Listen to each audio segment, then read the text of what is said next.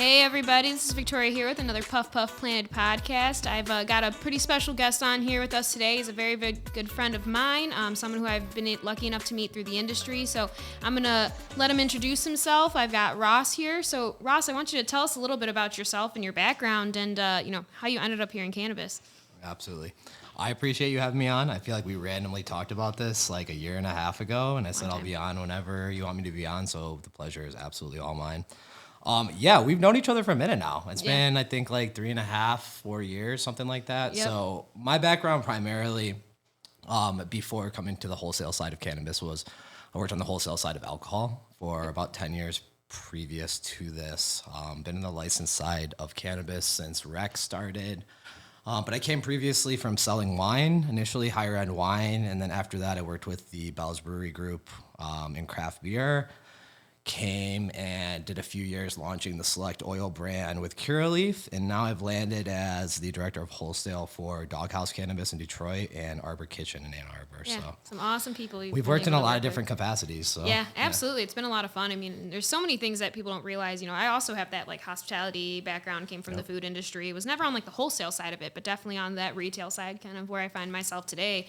But it's kind of crazy where you start to find like the similarities between the two industries. And, you know, one is obviously a well established industry. And we're sitting here kind of at the forefront of an industry has come so far. And it's really cool to be a part of it, but sometimes it's really hard to kind of wrap your head around like where we are and where we're going and how new we are in all of this, because, you know, we've established our careers and we've had the ability to work with some really awesome people, but there's so much, you know, that I've realized is I can relate back and forth between the industries. Like we were talking prior to we started this podcast about, you know, beer.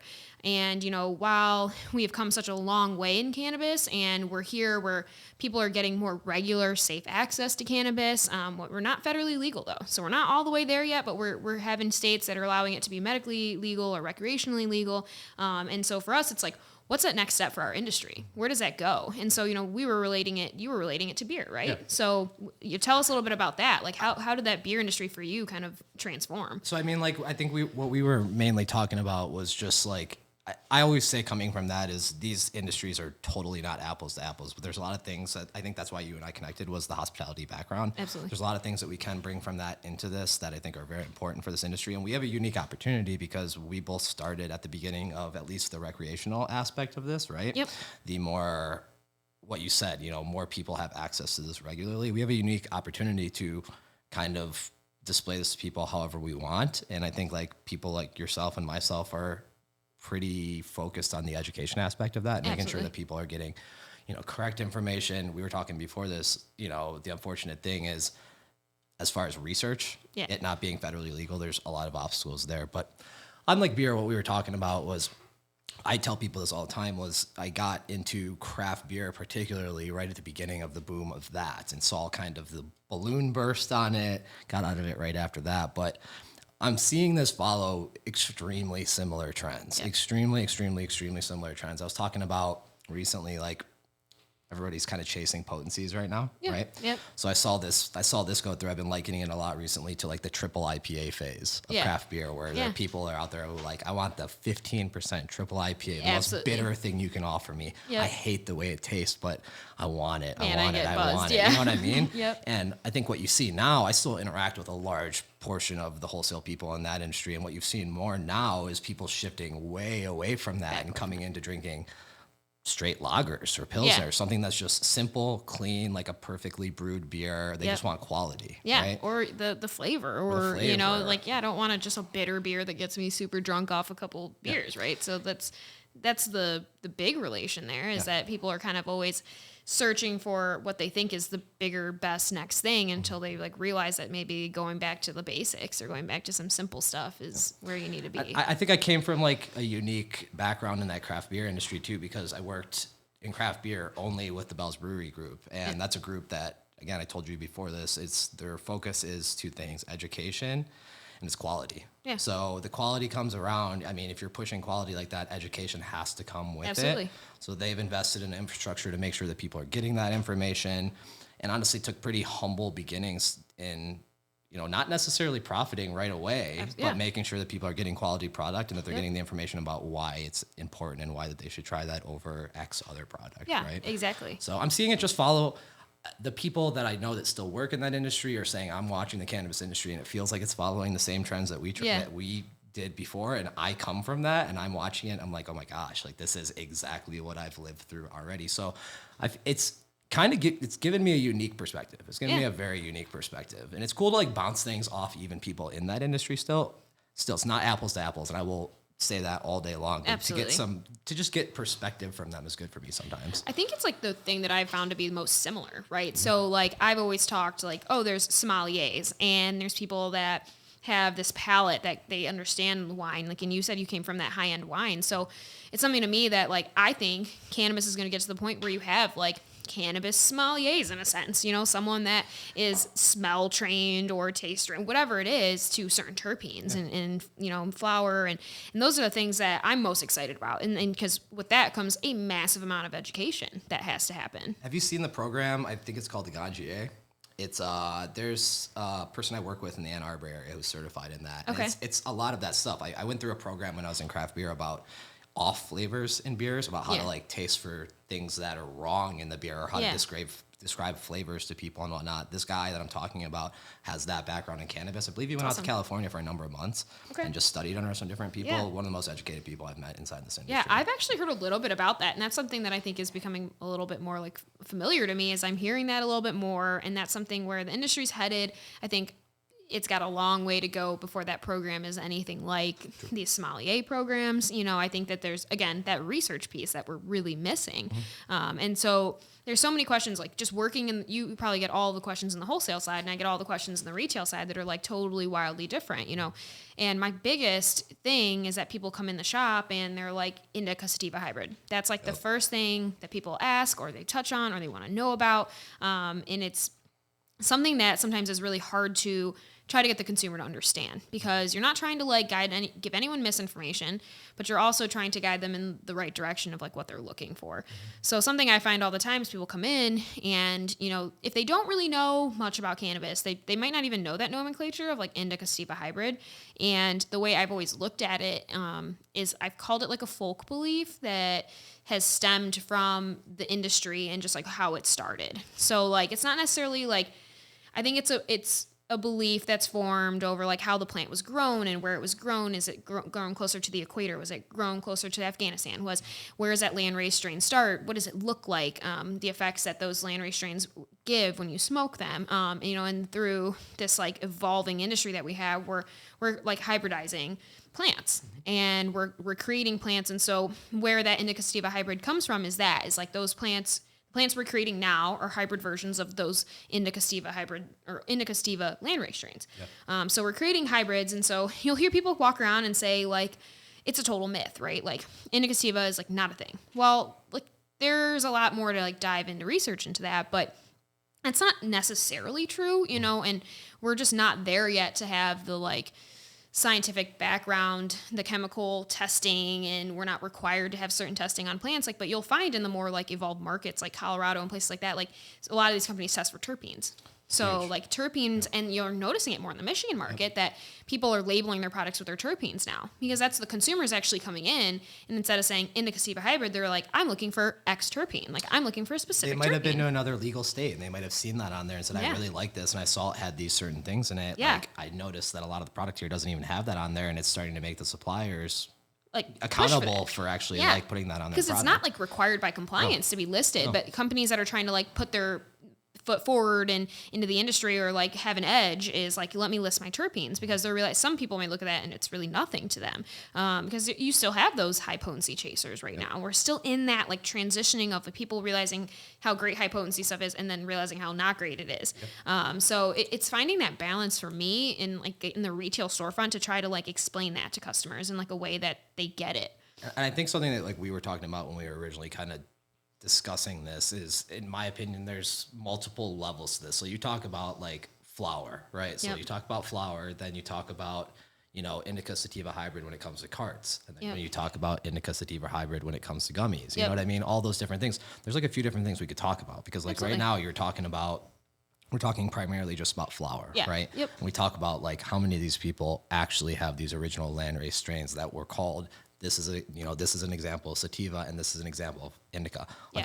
Not unfortunately, fortunately for us, because it's created all these different things that we get to experience. Right. But it's hybridized everything. Yeah. It's literally hybridized anything. I think there's very few people in this market that you and I work with that have any of those, that are growing any of those original strains that were classified as that. Like the group, Arbors, they're actually a good example.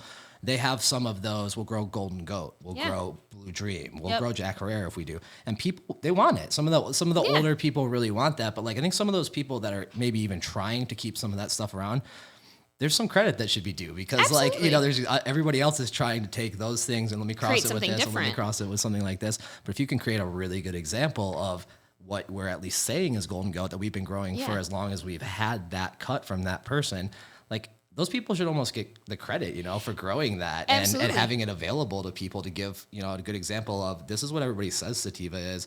Does it, like we were saying, does it actually hold true? Does it actually hold true? But this is what most of this whole nomenclature is based off of. Yeah, right? and it's a big thing too, because there's many reasons why people are like choosing to hybridize plants, right? Like, are we trying to have strains that are specific to our brand and our grow that nobody else has, right? Or are we trying to reach, like, for caregivers, are we trying to find certain relief and effects out of these plants for our patients, So there's like so many different reasons why, or is it just freaking fun to like mix plants and like find strains and grow the coolest looking plant or the best smelling plant, or like, try to find the one that yields the most and take your, so it's been really cool to like watch those like transformations, but it's really hard for the consumer to kind of like wrap their head around like, well, what is a hybrid, right? Like, what does that mean? Does it give me effects of both? Is it going to be balanced? And a lot of the times it leans or it has a certain effect. And then that snowballs into like, I've always talked about how cannabis is like a personal journey, and that everyone's biology is so wildly different, and that what may work for one person doesn't work for the next person. And so, in my store, we work really hard to try to like educate someone on like, instead of leaning them towards like a high potency or this is an indica, this is a sativa, we're like, what are the effects you're looking for? Like, are you what do you want out of yeah, this? what do you want out of this? Are you trying to be calm? Are you trying to be creative? Are you trying to be euphoric? Like, are you trying to mow the lawn? Like, what are you trying to do with your cannabis? So like, we can try to get you there. And then we kind of like guide people with their own nose, right? Like, you have to have something that agrees with your body and your olfactory system. And those are the things that the customers are like, wait, I thought just every indica was going to make me really tired. Or, just because it's an indica doesn't mean it's going to make you sleepy, right? It can give you like some calming We effects. said that. We said, I know that I have had something that's been labeled as an indica that made me feel energetic. I have had that experience before. And when you talk about that personal thing, like I've seen that like time and time again with different strains. Absolutely. So it's hard. And there's even on the hybridization of everything, we were touching on like why they do a few different things, like coming from the cultivation side. Inevitably a lot of the times it's yield, right? Exactly. So like, I was talking to somebody earlier today, like they like that I usually have a good selection of sativas, right? Yeah. Sativas, but like they say, why do you guys grow sativas? Like, a lot of people don't grow sativas because we're talking about yield. They want yield. Yep. But like, maybe that's driven a lot of these things toward the hybridization, where like, it's just, I need to yield this much per plant to be able to make it worth it. Yeah, to make it worth it, to be able to hit the numbers I have to hit, to be able to have the quantities I need for everybody. Absolutely. Right? And that's the thing too, is that that's a whole nother thing about where did indica sativa hybrid, or where did indica and sativa start from? It's literally how the plant grows, right? Like, it adapted to its environment to grow a certain way to survive. Like, it was this is how I have to grow short and bushy and fat, or I have to grow tall and lanky and skinny. And there's just so many reasons of why is it an indica, why is it a sativa. So, it starts there. And like you said, it's, why do you grow these things? A lot of people, it's for yield. It's for like, we're not trying to not give the consumers what they want, but we also have to make sure that what we're growing like is beneficial to the business as well. Otherwise we can't put out flour for you guys. We can't put out products for you guys.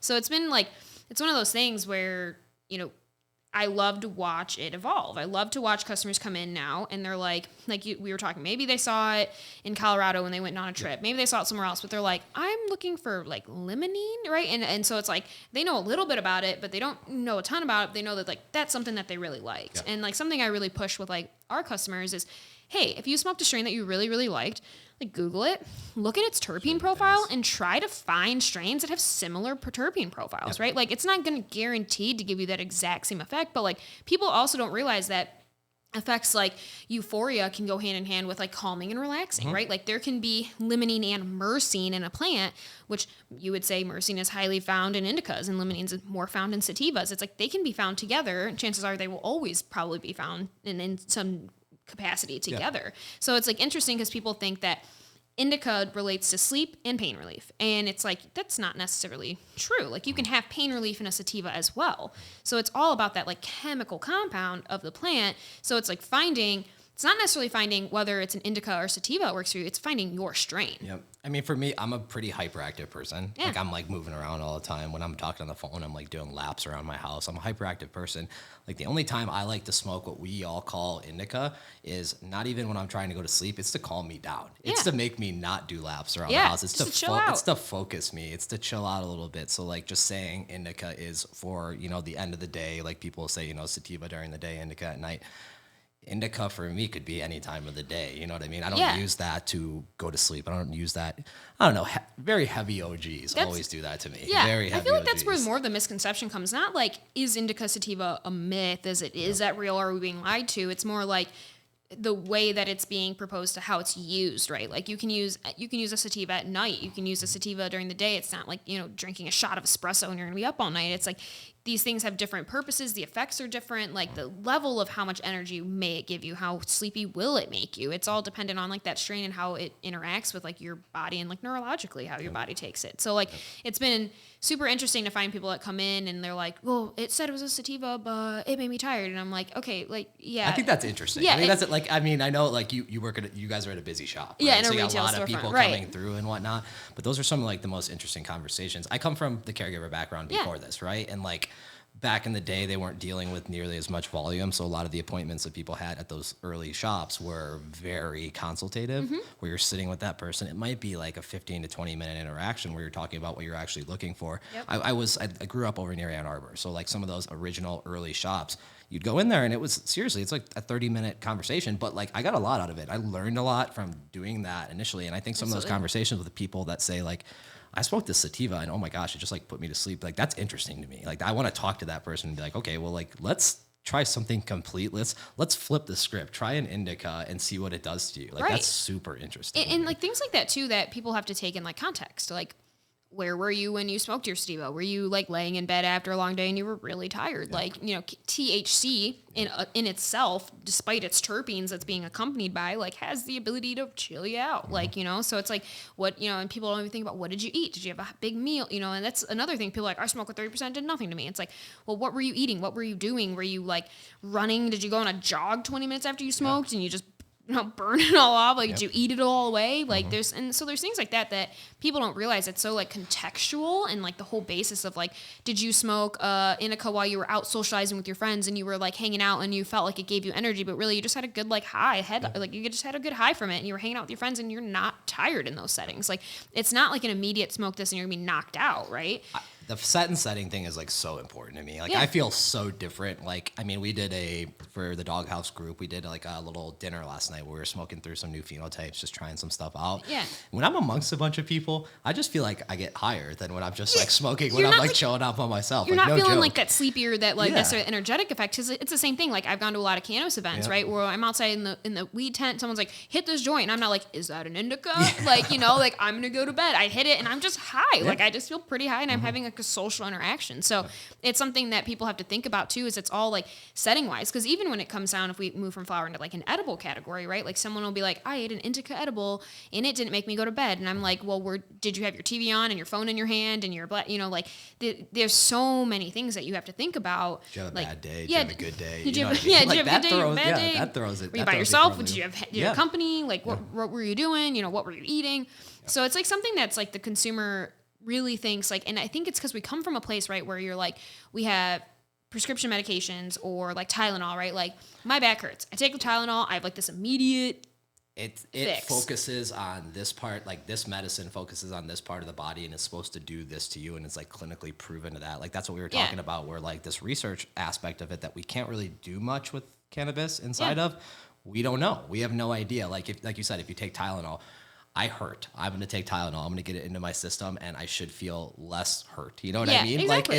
Like I think that's a really good point that you made. Like when I think people look at it, I think that comes from the fact that we started with the medical program too, right? Yeah. That's something I talk to people a lot about is like at the end of the day, this whole thing started with a medical background, right? And then it went to recreation. Then we decided that you don't necessarily need to have a debilitating problem. You just need to be 21 and now you can smoke weed legally, right? Exactly. Yep. So I think that's incredibly interesting too, because some people look at it, well then why was there a medical program? It's because because the patients got relief from it. That's why that's why there was a program, because it was something that was beneficial to them, but we can't say what that actually did to them. That's why there were so many qualifying conditions for it. Well, right? it's like, it's relating that to like, why is Tylenol available to the general public and not just on a prescription basis, right? Because the general public may have aches and pains that aren't necessarily like a diagnosed issue, like, you know, that you need to have Tylenol for, right? So that's kind of how I relate it to people sometimes, is I'm like, just because like it can also aid in a medical thing doesn't mean that it can't aid the general public in something else. And two, like we have found like through some research that has been allowed to be done that like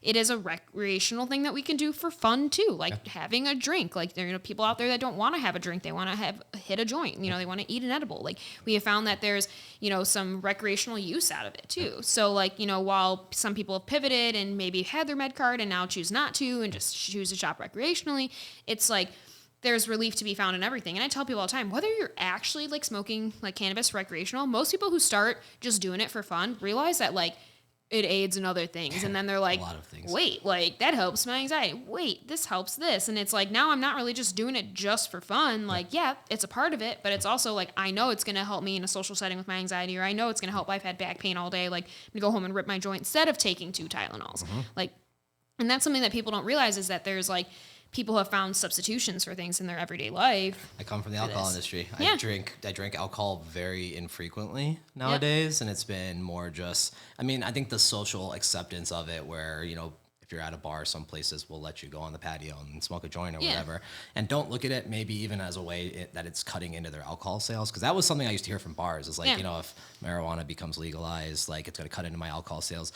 I sat through a lot of sales meetings at Bell's where we had people come from the industry in different states. At that point, we weren't recreationally legal, but it was guys who were showing us data about, the fact of the matter is craft beer drinkers Still drink cannabis craft beer. too. Yeah. And they smoke cannabis too. And like, there's no parallel between it. They're still going to pick up their craft beer. Well, it's not going to cut into your And if you business. allow them to smoke weed on your patio, they're more likely to sit there at the bar and have beers hang with you out, and hang out instead of going, exactly. I'm going to grab a 6-pack from the gas station and go sit at home so I can have my joint too. Yeah. I mean, on my end, it's like I live a much healthier life now. Yeah. Replacing that. Yeah. It was the life I lived inside of, Exactly. right? But replacing that with that. So, we're talking about like mainly flower, right? Yeah, Like so I we said, can I think that transition there's, to, like, some I think that edibles. there's like one interesting thing on like you talking about, we were talking about like pharmaceuticals and whatnot. Yeah. Like, so you have flower and then you are combusting that, right? And it might make you feel a certain way.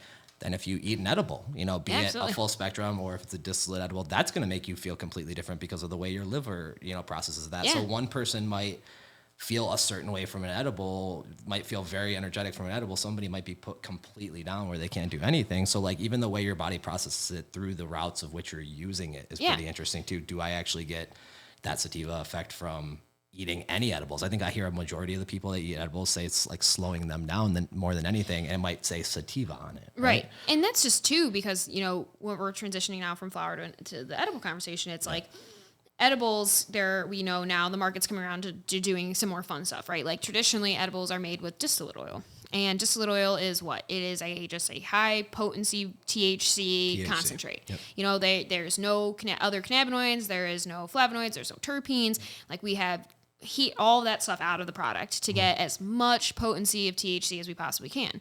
Then we're putting these, so it's what you find in your vape carts, right? So you're putting it back into an edible to be consumed. It's already delta 9 THC at that point, and so you're consuming that delta 9 and you're waiting for in a traditional edible to be converted by your liver to be digested. And there's so much that goes into that too. People don't realize that like your body may, you know, your stomach acid may actually eat up some of that THC milligram on the way down, and you're not really getting your full dose by the time it makes its way to your liver. And that's another part. How does your body process stuff? Do you take Tylenol and not feel anything? Chances are you might eat an edible and not feel anything, because your body could like process it so fast that it's in and out, or or it processes it so slow, or you have somewhere in between. Yeah. So there's that's pharmaceuticals that you've been in the hospital, I've been in the hospital. Absolutely. There's pharmaceuticals that people will say, nothing happens to me when this happens.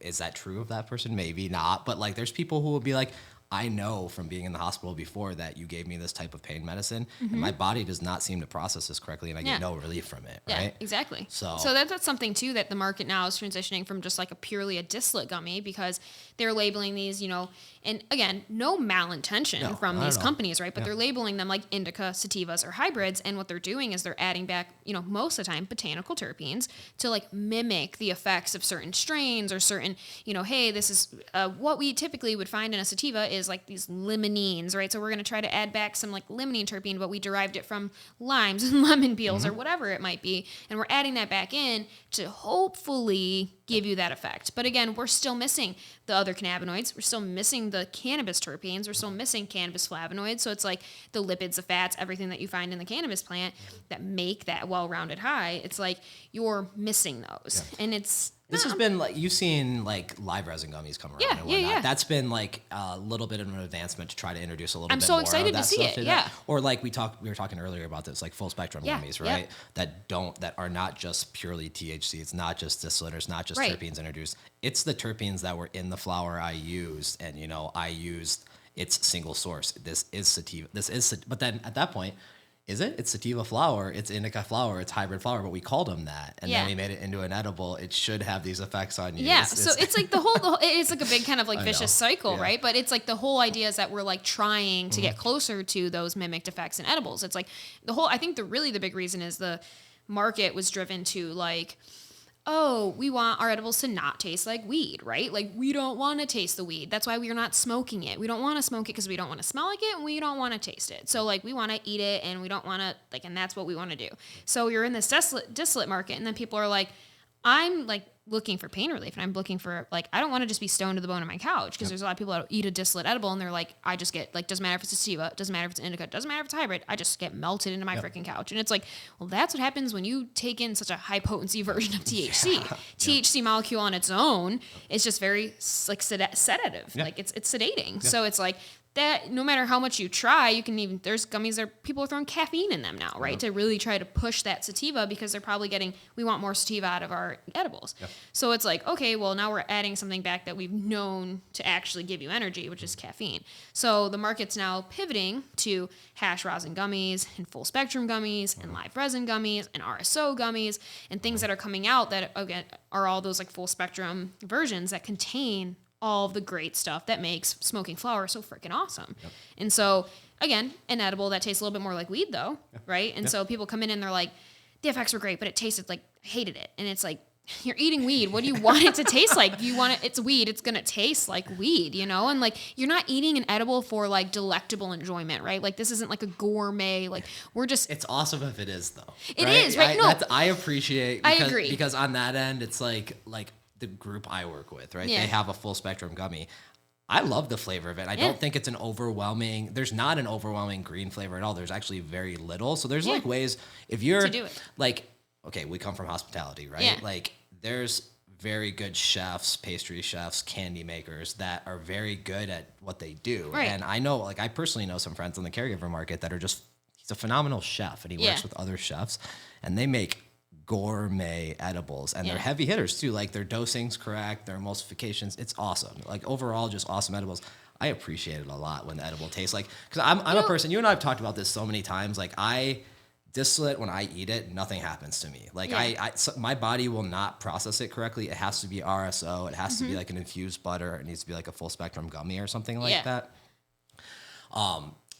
For me, I need to. That's what I need. If I'm eating if I'm eating like a distillate gummy, you know what I judge most of the time? Is the flavor. The flavor.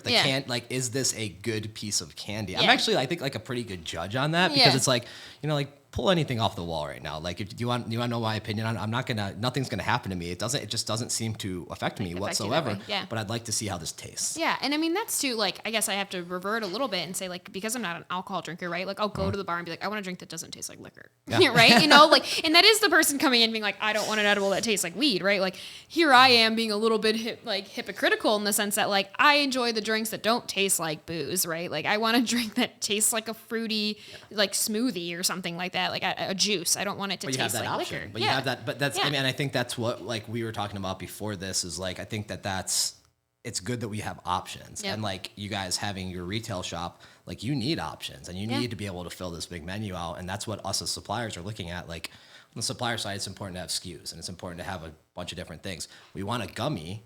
And it might be a distillate gummy, but I need more options for you. So I'm going to add terpenes to it so I can make something that mimics this so you have more options to choose from so that, like, we have more of a placement in your store. You know what I mean? So there's always, I mean, you always got to do things for your business too. And so it's like, you know, I've always kind of said to companies that are like, we have 70 flavors of distillate gummies, but they're not effect specific. And I'm like, I don't want to carry 70 different flavors of your one gummy, but if there's indica sativa hybrid or there's 1-to-1s or CBN or there's stuff in it that, like, differentiates, like, I'll carry all your SKUs, right? So it's an edge up for a lot of companies to be able to try to mimic these effects because it's, like you said, getting more SKUs on the wall because I don't need to have 70 of the same thing in a different flavor.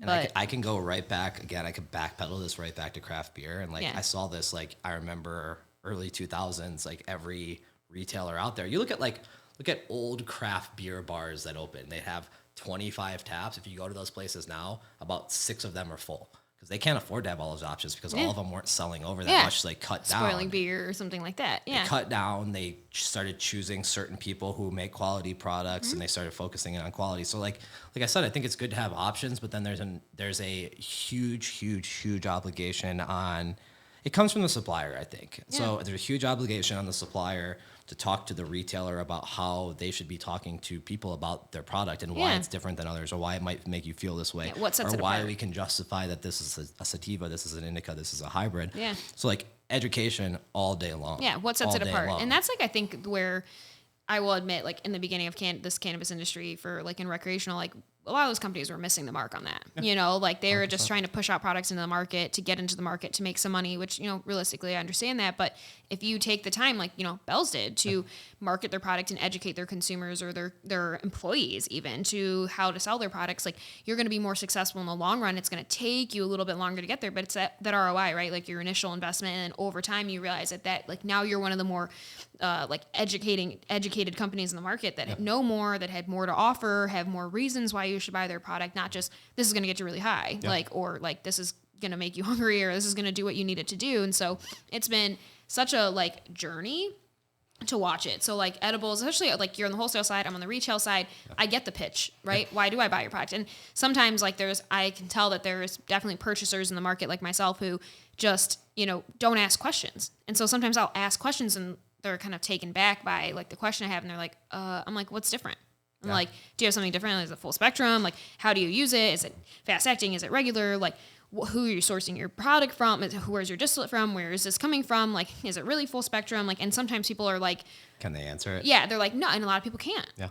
And so sometimes that's where, for me, is like almost like a red flag for me with suppliers, where I'm like, I will pivot and wait until you have answers for me to try to, like, want to put your product on my shelf. Because to me, it's important that you can educate my staff on your product, so my staff can educate my consumers on your product. So A, the consumer feels like they're, like, comfortable with what they just purchased, and B, that they feel like they got what they were looking for. And 2, it's important that I can move your freaking product because I don't want it just sitting on my shelf. I've come from a background of doing wholesale amongst, like, candidly, you know this, is more expensive product, right? Yeah. So it's never been the thing that when I come to you, it's initially going to be the price that you wanted, right? Yeah. But it's the quality. It's because they're quality products, right? So, like, my entire adult life of having to pitch products like that, like, when you and I come and talk, like, I ask a lot of questions outside of my own brand about other stuff that other people are doing and how that might affect, like, my presence in your store, or like, is that hurting me, or what is this new thing that they're doing on this edible that you think is really cool that's kind of this gimmicky thing? Not gimmicky in that it's not good, but gimmicky in that it's going to catch people's attention, right? What are they doing that's niche? Yeah, what is that? I end up with a lot of people, it's like,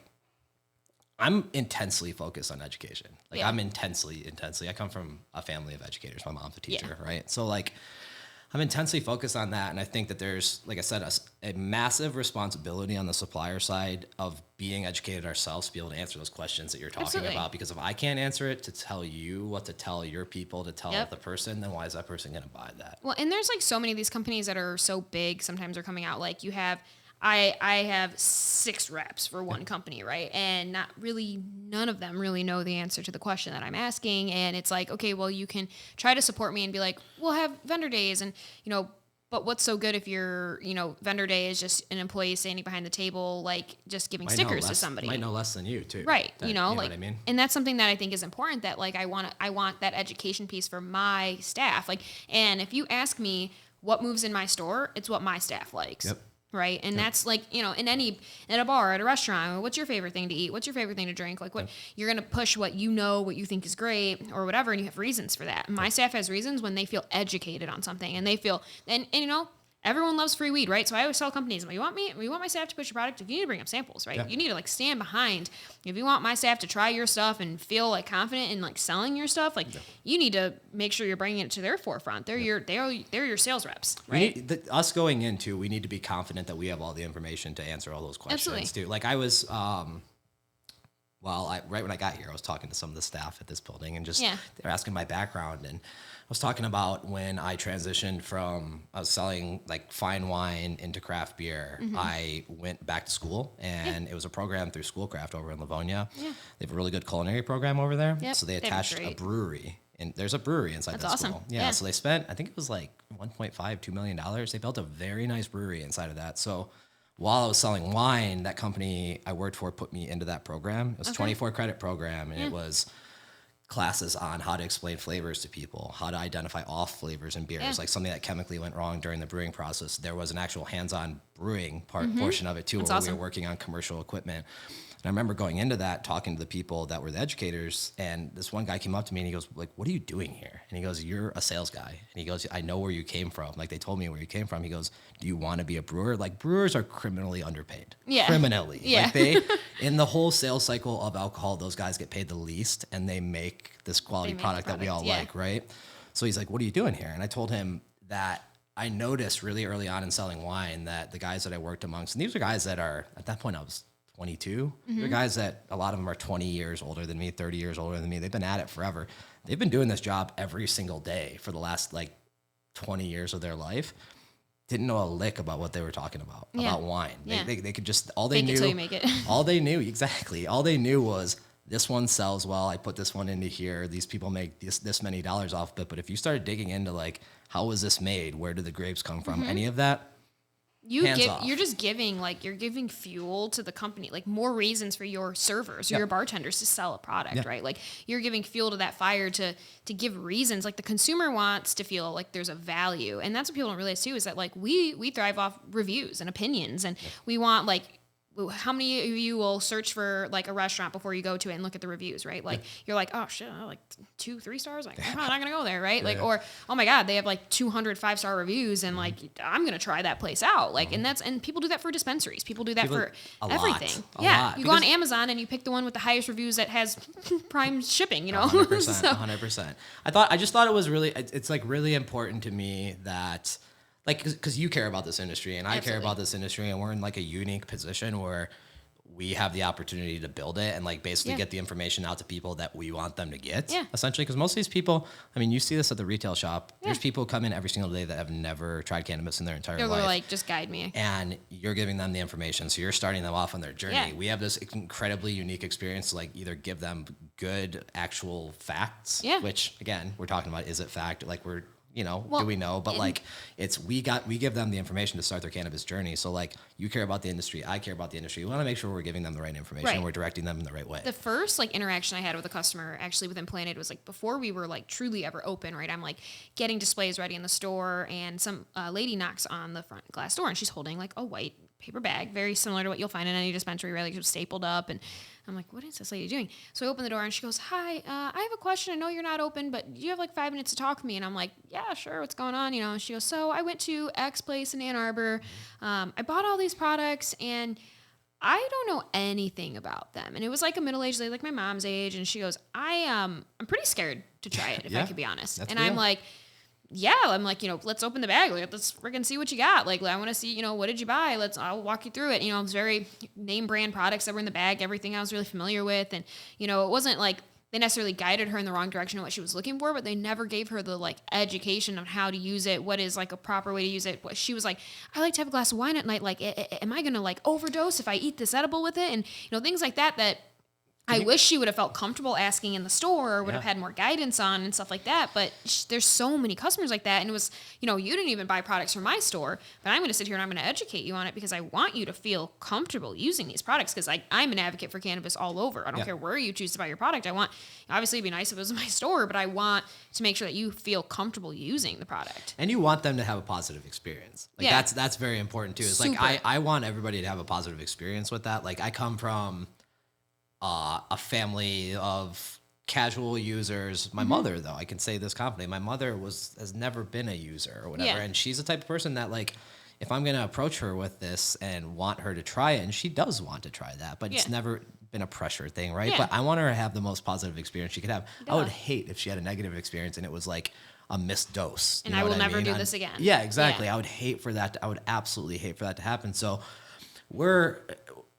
you know this from being in the industry as long as you have too, but like we're in this point right now where, volume's winning out. You got to get a bunch of people in the door, and sometimes people are almost just handed something and they're not given the information. That can happen. That can happen across the board. It's right? a little unfortunate, It's very unfortunate because again, we have this unique opportunity to like give them and start them off on their journey. I would just hate for somebody to have a bad experience and then never ever try. Especially it with again. like dosage requirements just changing, right? For recreational, like everything's 200 milligrams. So people's dosages that they were really used to and really comfortable with, like this is something I push with my staff. Like these products I'm changing to 200 milligram dose on the rec side. You need to communicate with your consumer, with your customer, with your patient that this is changing and that their dose is different. The amount that they're taking is different. Like they need to feel comfortable using the products that they've felt comfortable using. It's something that's super important to me. Like, and the number one thing I've taught my staff, and it's a thing that I say a lot, is I'd rather you feel nothing than feel too much, right? Like we can always build our dose, but we cannot really sometimes come back from like too much of a dose. And so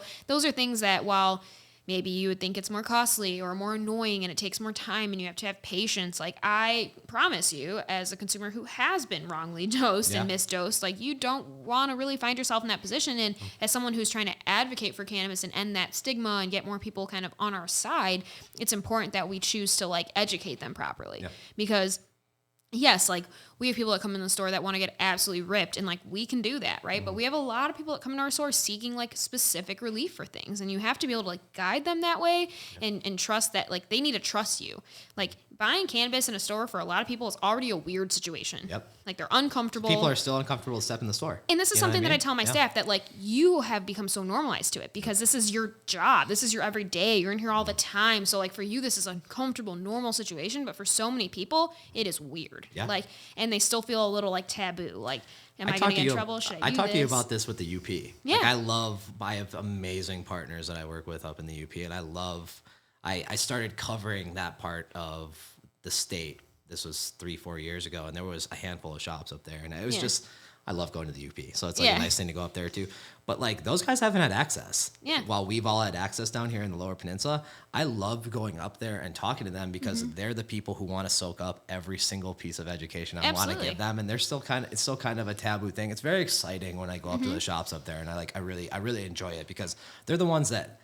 Afterward, I'll go up there and I'll leave stacks of my cards at the shops. I'm like, if you guys have a question, call me. And like, I'll answer your question. Shoot me a text, shoot me an email. I'll answer this. And I get people that follow up with that. I got budtenders that say like, I noticed this about this product versus this product. Can you like, let me know what's up with that? And sometimes it's not even my product. It's just like, they're asking other questions. They're like, I'd like that conversation that we had when you were up there. Can you tell me a little bit more about that too? Well, and that's the thing too, is like, my role as the general manager in Whitmore Lake, like I have, bigger tasks on my plate that I do, but my favorite things are still being pulled from my office to be like, even my staff who I've equipped with some knowledge and stuff has questions themselves. And like my favorite thing is knowing when they're stopping me in the middle of something I'm doing to ask questions because they want to make sure they're giving their customer the right info. So they're stopping and they're like, hey, sorry to bother you, but they had this question and like, I'm not super sure how to answer that. Like, can you really explain it? And like, that's like my favorite part of my freaking job. Like, I will never stop wanting to educate people on cannabis and stop loving the part about cannabis. And like, it's my favorite thing when they all stop and turn and look, and then they're absorbing it, right? And then I can hear them the next day regurgitating it to a customer. Like, that is what... That's cool to see. That's so cool. It's like what I want for customers. It's like the reason we do these podcasts. Like, it's cool to talk to people like you. It's cool to be able to like come full circle and be like, how do we educate? Sometimes it's easy to feel like, we're one small piece or employee of one company, right? But we're like a big moving part of this industry, like no matter like how it is. Like every single person that works in our industry that's working towards the education piece, there are companies that are trying to do it the right way. Like you may feel like one small moving part, but like we all have this big effort to like move this direction in the right way. Yeah. And that's like something that's important to me, that's important to like my staff and my owners, is that we're doing this the right way. Because there's a lot of people that are in this for profit, right? And there's a lot of people that are in this for education, and there's a lot of people that are in it for the mix. Like, you make a business because you need to make money. Yeah. But we are literally seeing that right now. I mean, and I was saying about volume, right? Because we've gotten into the point where I was like, there's some people who can't even get information because prices have gotten to where they are, or whatever. There's so many people coming into the stores right now because prices are so low and they're buying so much stuff and whatever. I don't want to say it's unfortunate. I'm glad that everybody's making money. I'm glad that like whatever's going on, right? But it makes me sad that the education aspect is kind of ignored sometimes. It does. I coming from any of the organizations I've ever been at, that was actually like the number one priority. Granted, more mature markets where they didn't have to think about, there's a lot, I'll say it, chaos in the market, right? There's chaos. There's a lot of things going on, so it's hard to like compartmentalize things and maybe think strategically about some things. And I think sometimes the education piece is kind of put to the wayside over everything.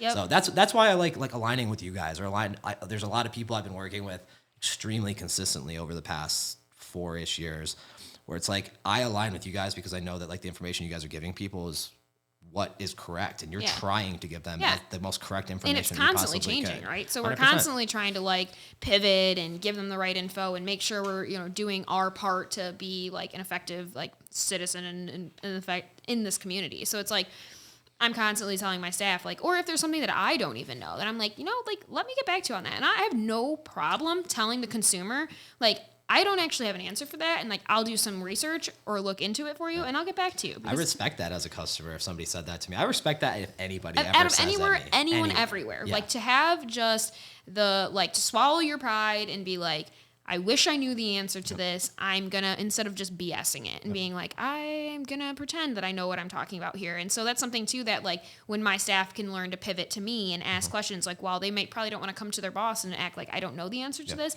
I see that as a more proud moment where I'm like, cool, you know when to pivot and you know when to stop and when to give education and when not to, because I don't want you giving out the wrong info.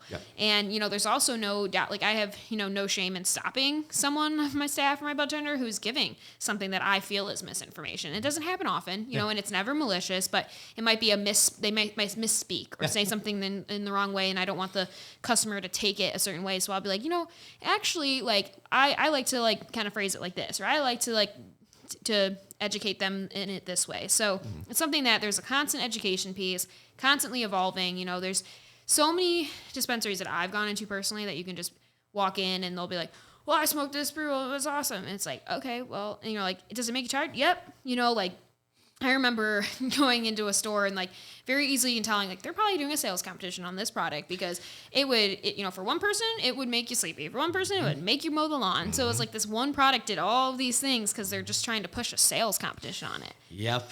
Yeah, so, but that's confusing. And that's confusing to that. Like what I'm saying, that's what I'm saying is we have this unique opportunity to give them the right information. Again, I'm a salesperson, so like I know what you're talking about. Like that stuff happens all the time. It's like, hey, we'd love to push some more product. Like we'd love to do a little competition. Can you help push that? Push it, but don't use misinformation to push it. Maybe here's the education that you need to push our product. Maybe you guys are leading with that product when you're recommending, but these are the reasons why, not just to fit any certain scenario. I have a question. I was actually kind of just thinking about this to you. So like when we're talking about flour, we're talking about gummies, and we're like when you see people, if we're talking about myth behind sativa indica on the edible side particularly, there's a lot of CBN options that are coming around, right? So like I have CBN options through the company I'm with. I'm a huge believer in CBN. Do you think, I've seen a lot of CBN added to distillate gummies. Do you think that that's maybe an addition on, because you see a lot of people come into your shop that say like, I want gummies for sleep, right? You hear that all the time. Do you think that that's, and you see those people go toward indica gummies because they might, want that. Do you think the addition of CBN was just, okay, so let's make it even more applicable? Because there is some science behind CBN and what it does to you, right? Yeah, there's definitely a version of, there is a huge portion of our market that wants sleep. And like people want Sleep's to sleep. hard. People want to sleep. They have insomnia, they have issues, they're stressed, there's things going on, whatever it may be, can't shut their brain off. I find that CBN has been super, super helpful for a lot of people. Now, there's like a lot of weird information of like your dose of CBN and how much CBN you need. Too much CBN can do the reverse effect of what you want it. So there's things like that, and companies just think, and so I'm seeing some, I would say bad moves by some companies to match the dose of THC to CBN. 20 milligrams of CBN to 20 milligrams of THC. And I'm like, yeah, that's not, you don't need to dose it like that, right? We talked about that. But it's again, I think, a push to sell more of their product because it's like, we have more of that in there. And the consumer's like, well, that's more of a value, right? Like I see more of that. That's what you say makes me sleep. So I want that. But I'm finding that like a lot of our products that have the lower dose CBN, even some lower dose THC as well, like are just as effective. And it's like CBN alone, like we sell CBN alone in tinctures, like by, one of our Earthbound Remedies who we work with, we sell a lot of their like CBN only product.